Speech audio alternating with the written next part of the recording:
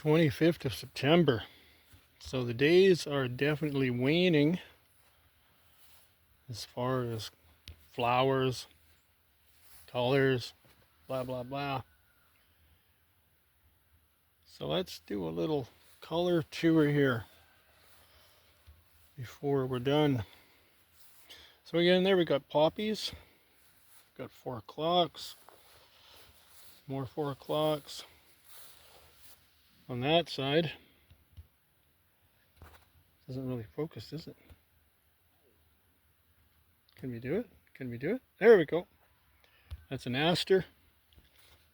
The bluey purple. It's borage.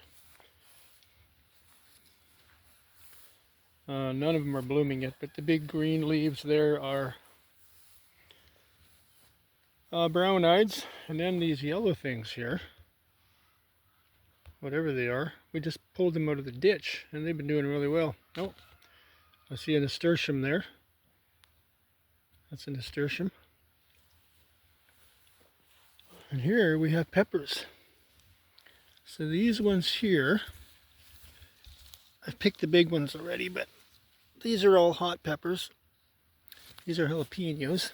I've got a few of them along here. And then a little further down the road, where are we at? Okay, these here are Portuguese hot. Never grown them before. Oh, there's the big one right there. That's the biggest one. And then we've got our bell peppers, of course. Yeah, they didn't do great, but we got a couple nice ones off of it. We have squash in various places growing. This is our pea crop. And a little bit of beans there too. So, I don't know, we might be too late for peas, but there's a pod. We planted these like maybe early August. So the plants look really nice, and definitely the weather is better for the pulse crops like that. These beans went in July 30th, so it's like a late planting. And I don't know, with the weather, there's beans producing, but we'll see how they do. Getting towards the end of our cherry tomatoes, but it's amazing. If the weather holds out for a bit, we'll get a ton more yet. Mostly, I'm really hoping we get at least one pick on this 60 feet of beans. Big tomatoes, got a few left. They've been doing pretty well, pretty happy with them. These beans are quite a bit older. I think we'll get one more pick off of these beans. I've been sort of the last few days going along and picking the big ones so they don't get too big. And then maybe in a couple days I'll just come and do a big pick here. I'm just going to draw back out a bit here. There we are. So yeah, lots of beans here. Boy, I'd really love to see one more pick here. Red scarlets kind of hither and thither. We've got 2 or 3 hostas that I transplanted quite a while ago. And hostas, of course, are done blooming a long time ago, but these ones just were a bit late, so might get a bloom. More brown eyes that aren't going to blossom, I don't think. And then the cucumber plants are taking a big hit. There's a nice one though. Let's just go ahead and pick that one. What the heck, huh? Now let's see, do we want to take that one too? No, we'll leave that for another day or so. A couple days. It's supposed to get some rain.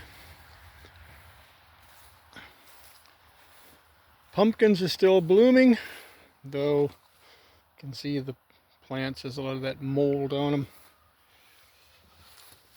We've got some really interesting pumpkins in here though. That was just bizarre. There was a multicolored one.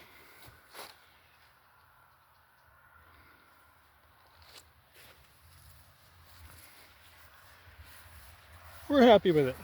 We've given some away. We haven't really harvested any of our own in the sense of doing anything with them. Picked 4. I love this one here, but now the color's fading. That green was just a very dark green against that orange, was so pretty. And this is our biggest pumpkin here as far as I can tell. I don't know, I'm going to say it's probably 14 inches across maybe. Take it across the largest span.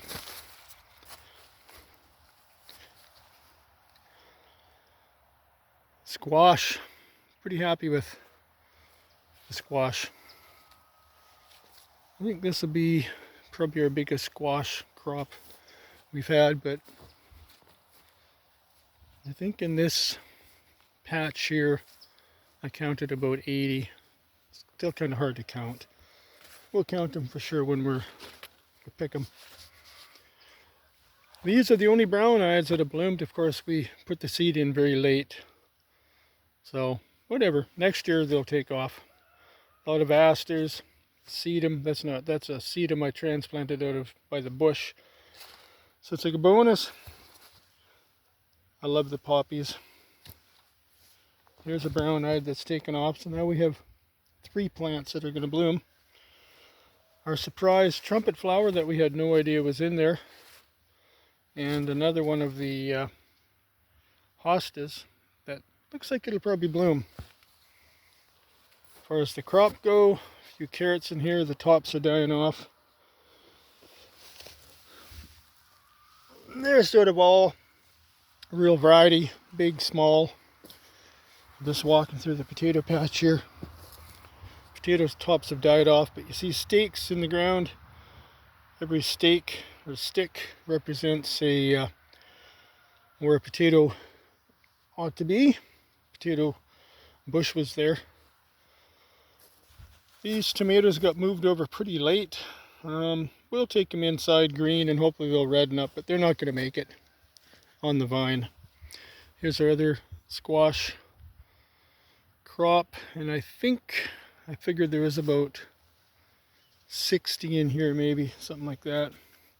So all told, we'll probably have about 130, 140 squash, I'm figuring. Quite a bit. We'll freeze most of that eventually. This is our been a pretty good producing bean patch. Very good producing at times. It's on its last pick too. I've been, like everywhere else, I just picking some of the big ones like this here, for example. And I'm just keeping them in the fridge now until I come out and do the final pick here. Just taking the big ones so they don't get too big and too gross. But there's a few hanging here. It's not going to be a good pick. Can't complain. It's actually been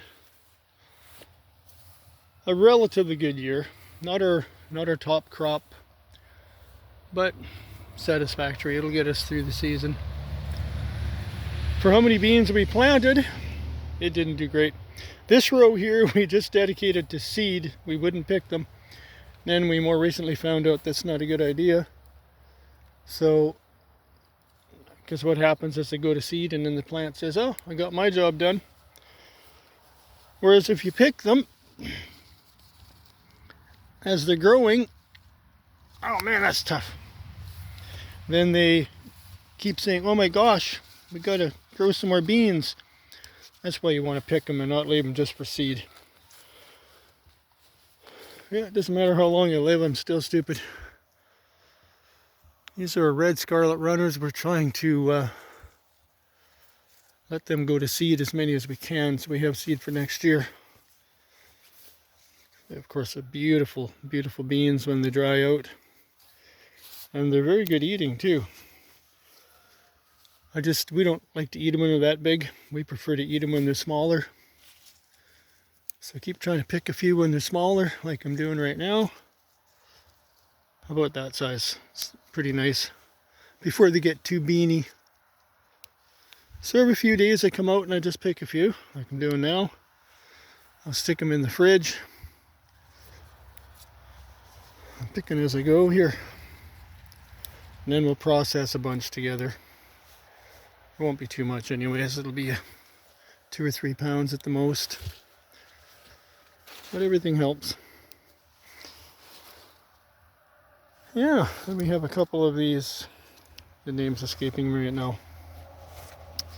You know what I'm talking about. Big vines. It'll come to me. Virginia creeper. We've had a lot of sunflowers lose their head, like 15 or 20. One thing it can be is a weevil, like a sunflower weevil. Though I've never actually seen the weevil, so we don't know. I'm sure there's other reasons the heads just fall off. It's been a couple days now since we've seen any fall off, which is good. As like I said, there's probably about 20 that fell off. Oh, 11 minutes in. I guess we'll call that the tour here, I think. There's really not much else to see. That's a pretty long video. Alright. Alright, I love saying alright for some reason. Alright and anyways. Anyway.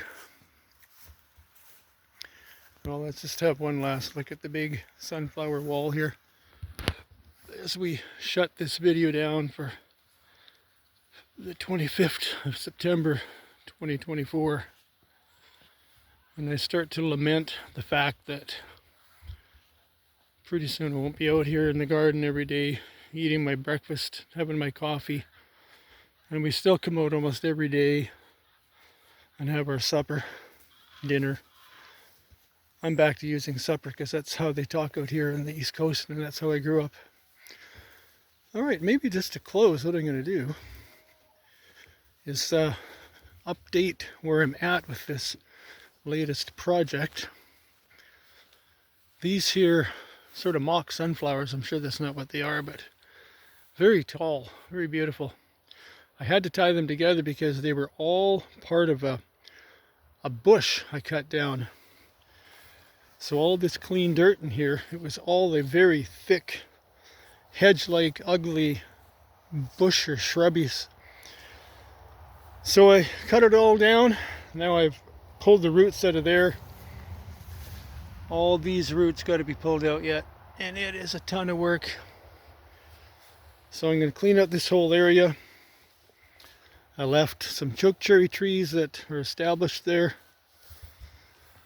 And who knows, we might seed it to grass and flower beds. And maybe one day we'll even extend the garden. We'll take this wall away here and pull it back further on the property so we can protect more of our garden area. Who knows, maybe even pull it over right along that trail behind here. This is what everything looked like that I've cleaned out. Just this thick, and this isn't even the thickest of it. The other part was worse. A thick sort of nondescript hedge of ugliness. Alright, the tree will be the final thing on this video. Have a lovely day.